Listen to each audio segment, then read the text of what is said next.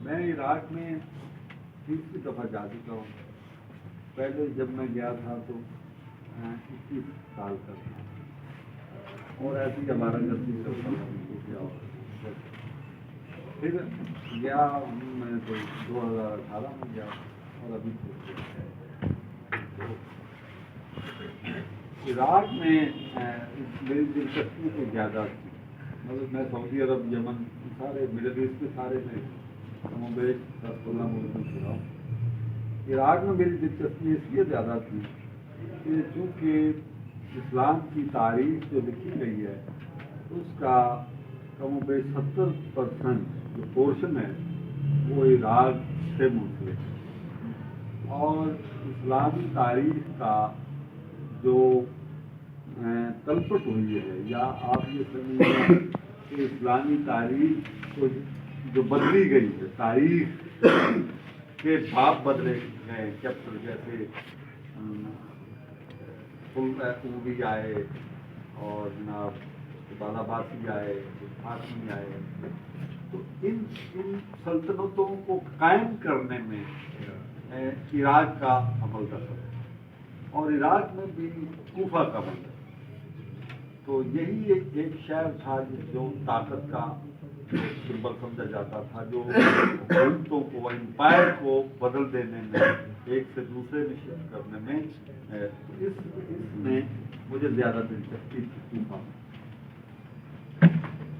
اس معاملے میں نے دیکھا کہ آخر یہ ہے کیا چیز.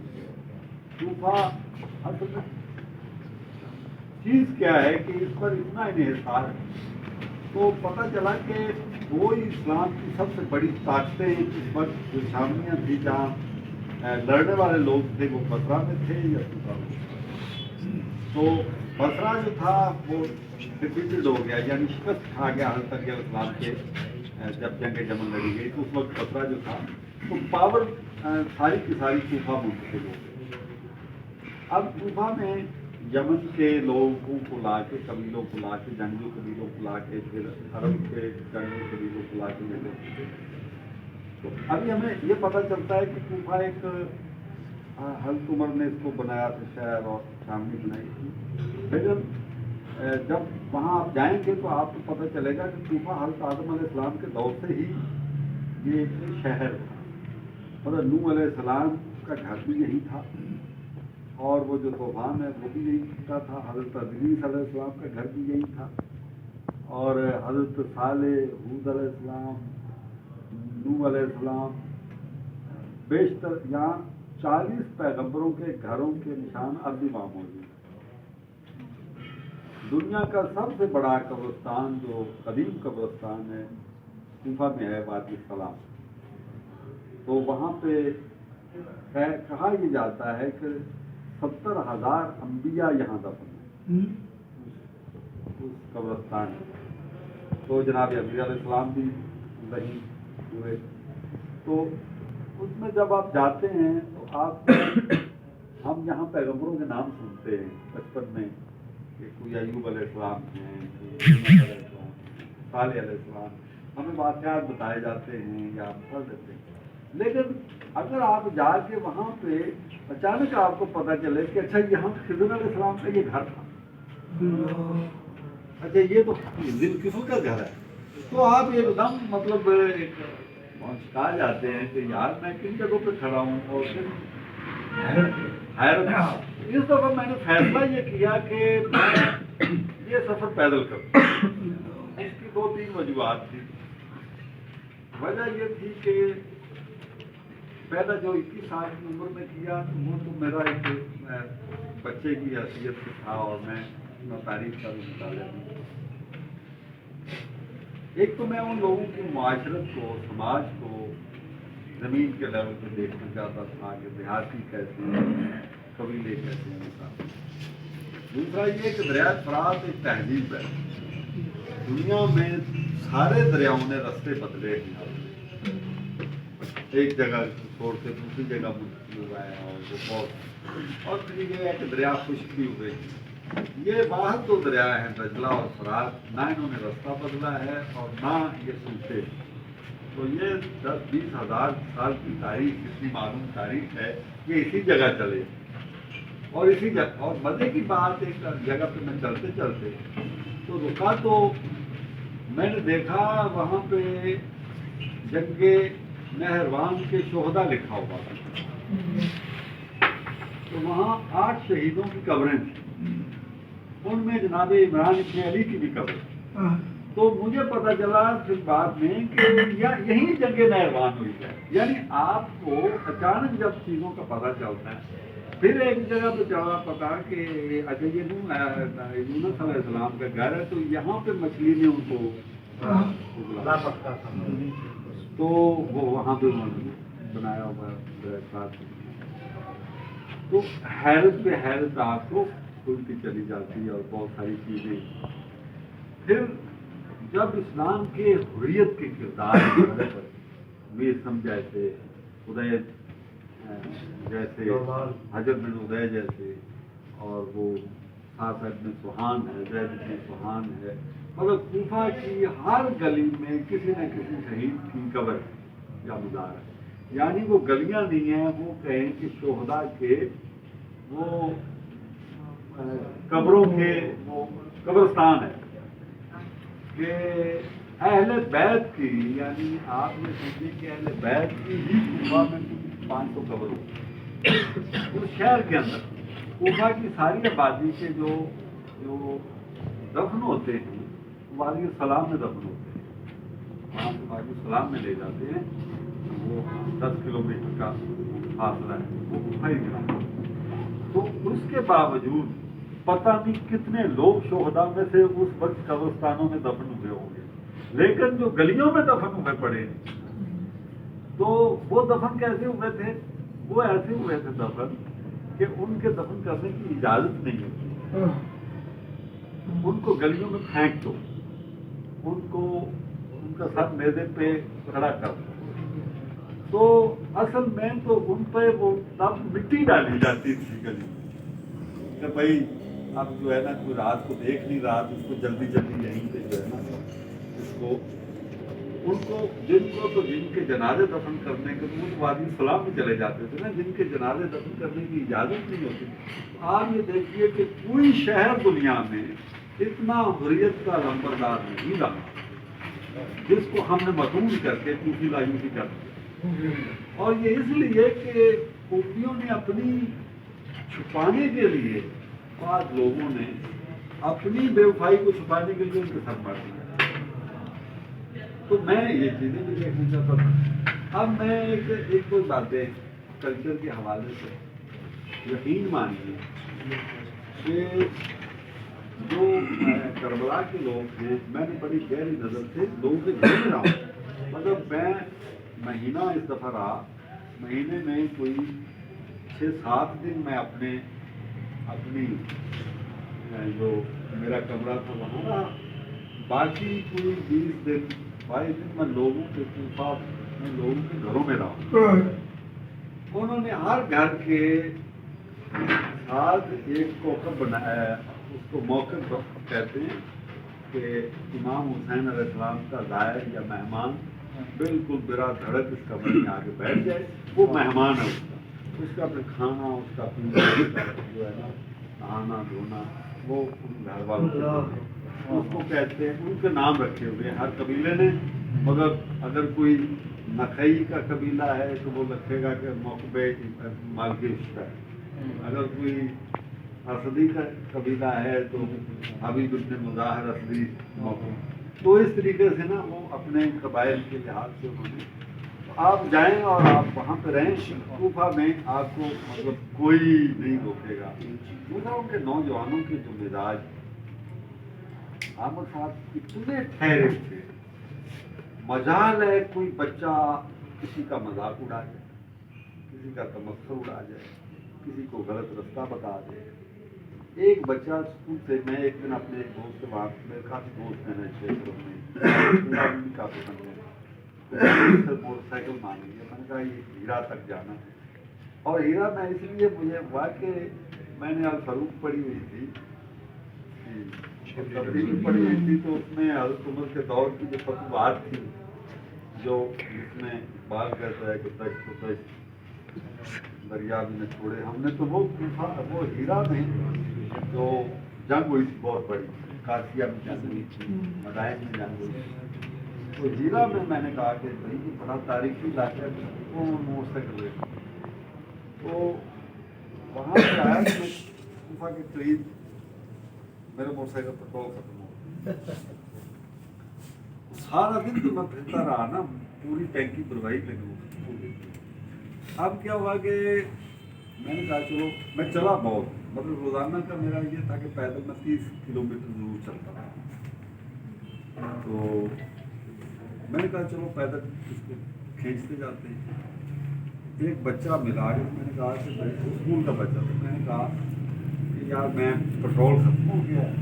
اچھا وہاں جا کے میں عربی بولنے لگ جاتا ہوں, پتہ نہیں کیا ہو دماغ میں یا تجربہ ہے یا کوئی ایسا ہے کہ وہ ان کے ساتھ بولنا شروع کر دیا.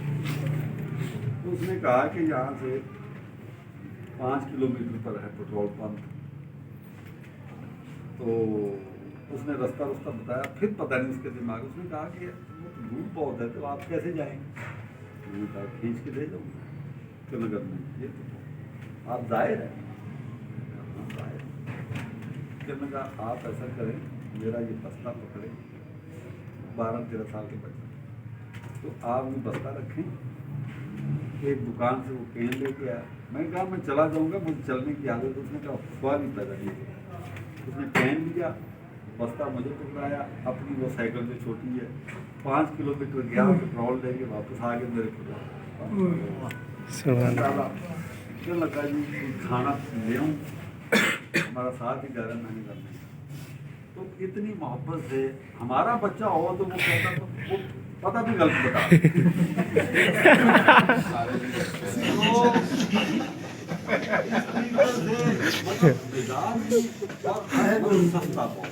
سستے بہت.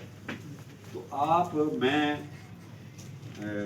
نجف سے کوفہ سے ذوالفقار سے میں زید بن علی سے حجر رشید حجری, وہاں سے پتہ نہیں 300 کلومیٹر کا سفر ادھر ادھر کر کے میں کربلا پہنچا.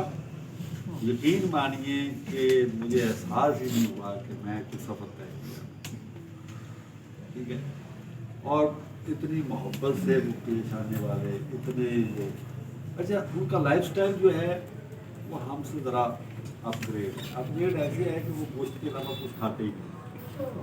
مطلب ان کا غریب وہ ہے جو ایک دن میں ایک وقت گوشت کھاتا ہے, اور باقی تو تینوں ٹائم وہ گوشت ہی کھاتے ہیں. کوئی نمکین گوشت کھاتا ہے, کوئی کباب بنا کے کھاتا ہے, کوئی کچھ. ان کے مزدور کی ڈیلی ویجز ہمارے یہاں 800 ہے, ان کی وہاں پہ ہماری بن جاتی ہے ان کی 7,500 جو مزدور عام میں جو کھانے والا. تو اس لحاظ سے ان کی جو وہ لائف اسٹائل ہے وہ تھوڑا سا اپ گریڈ ہے. یہ جو حالات خراب ہوئے اس کے باوجود وہ ابھی بھی ان کے ویجز اتنے زیادہ ہیں. دیکھیے آپ یہ دیکھیے کہ ان کے ویجز اس لیے زیادہ ہیں. ایک تو پیٹرول ان کے یہاں بہت عام ہے. مگر آپ بسرا سے 200 میل سے لے کے بسرا تک, میں بسرا گیا ہوں تو وہ بڑا ایک دلچسپ راستہ ہے. تو 200 میل سے بسرا تک, بلکہ وہاں پہ گیا ہوں جہاں جگہ جمع ہوئی. تو خیر بی بی عائشہ کی وہ اونٹنی تو نہیں مل سکی, حضرت علی کا خیمہ مل گیا اعلان کیا. تو وہاں پہ 200 میل تک کنویں تیل کی, اور اتنا تیل ہے کہ آپ بھائی سارے دنیا کا تیل ادھر ہی آ جائے. ایک تو یہ ہے. دوسرا یہ کہ وہاں پہ غلہ بہت, یعنی گندم, چاول اور کھجور اتنی زیادہ ہے کہ وہ پھینکتے بھی جائیں سمندر میں تو ختم نہیں ہوتی. اور کھجوریں تو ان سے اتاری بھی نہیں جاتی, اوپر ہی کھڑی کھڑی رہتی ہیں. تو چاول بہت کھاتے ہیں, دودھ بالکل نہیں پیتے. میں ترس گیا چائے کے لیے. کہوا پیتے ہیں, اور کہوا کیا ہے کہ یہ گلاس ہے تو آدھا گلاس چینی کا بھرا ہوگا, آدھا کہوا. اتنی ظالم چینی کھاتے ہیں. اوپر سے پھر اتنے 2 پھول کے جو لیمن ہے وہ ہمارے لیے بڑے مالٹے کی طرح اتنا بڑا ہے. تو تو وہ 2 لیمن کاٹ کے کھا لیں گے، یعنی وہ بیلنس جو موٹاپا ہے وہ لیمن ان کا جو ہے نا وہ کر دے گا۔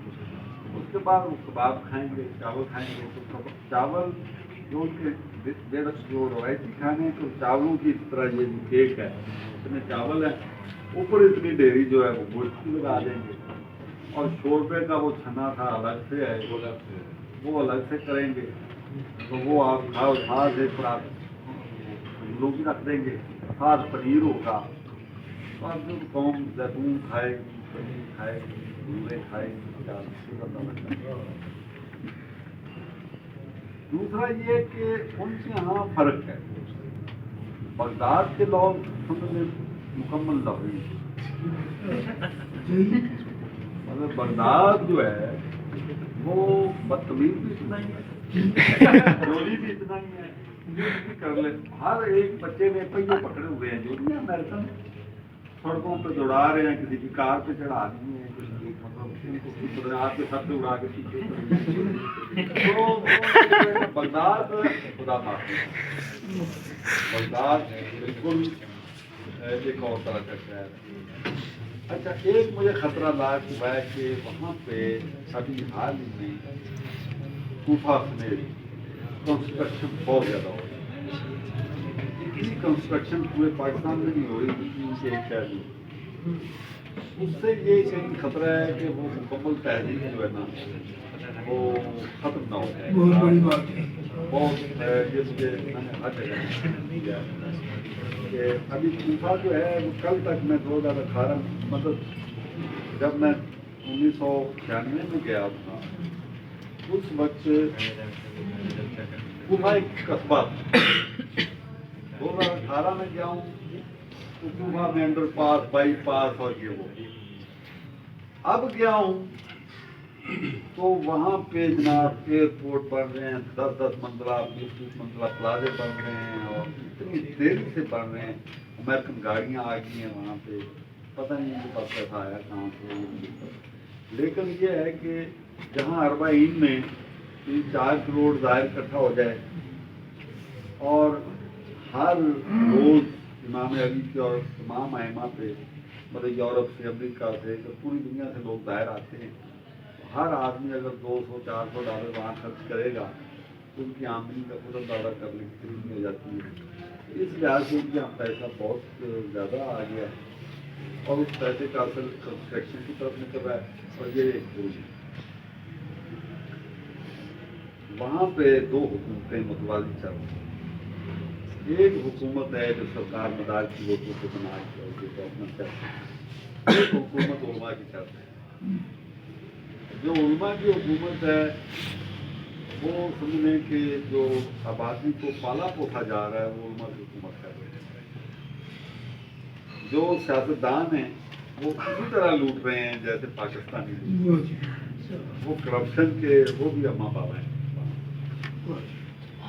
3 چیزیں وہاں پہ مفت عوام کو ملتی ہیں، ایک آٹا، دوسرے چاول، دوسری مفت ساری قبلوں، اور وہ گالیاں دیتے ہیں، وہ کہتے ہیں کہ صدام کو جناب بھی گوشت بھی دیتا تھا، فلاں بھی دیتا تھا،